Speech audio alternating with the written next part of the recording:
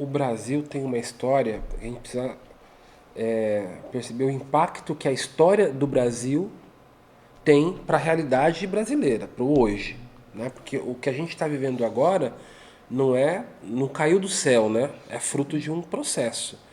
E a gente vive num país que tem 515 anos de história e 3/4 dessa história foi sob um regime de escravidão.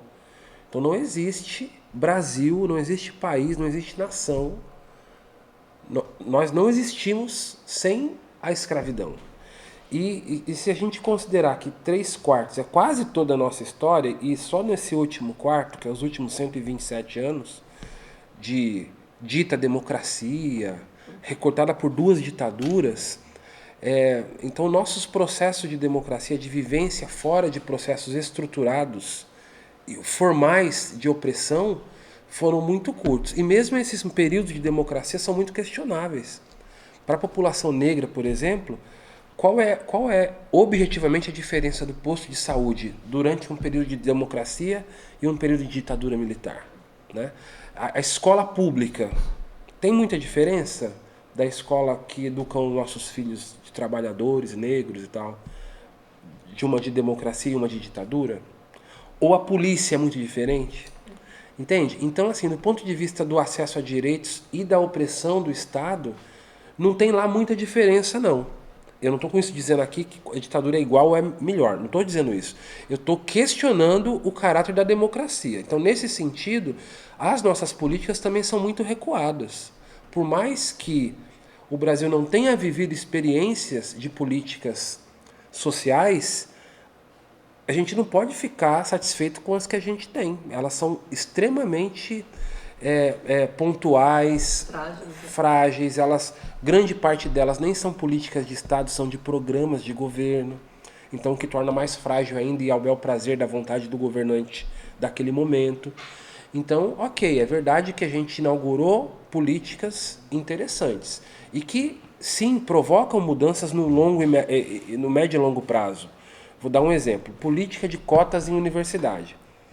Super atacado pelas elites brasileiras. E que foi colocada isso, inclusive, a iniciativa das cotas no Brasil e das ações afirmativas como um todo é ainda anterior ao governo Lula, né?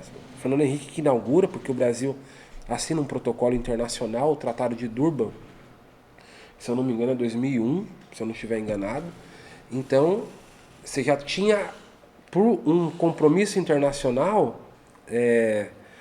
algumas iniciativas nesse sentido.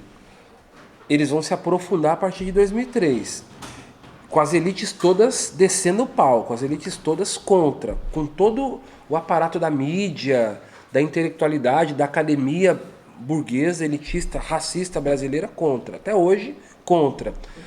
Mas essa fissura na parede, que a gente chama, né? Que essa fissura, esse pequeno passo, hoje constitui uma das coisas mais legais que estão acontecendo no Brasil, que é mesmo ainda pouca presença negra nas universidades, é o que tem de mais legal acontecendo, esses grupos de coletivos negros nas universidades públicas, especialmente pelo país afora, com tolerância zero contra o racismo, com ativismo negro acontecendo, denunciando situações racistas por parte das universidades, dos professores.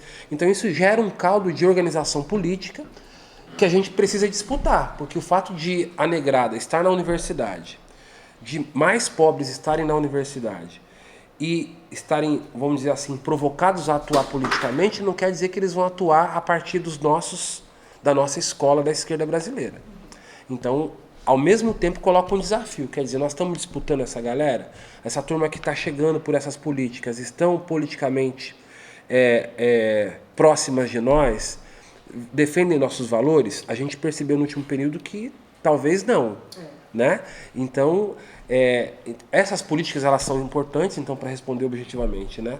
São importantes, elas inauguraram um processo, mas elas estão muito aquém da necessidade. Então, nós não podemos correr o risco de admitir a necessidade, mas e ao mesmo tempo promover ações que não atendem essas necessidades. A gente precisa avançar.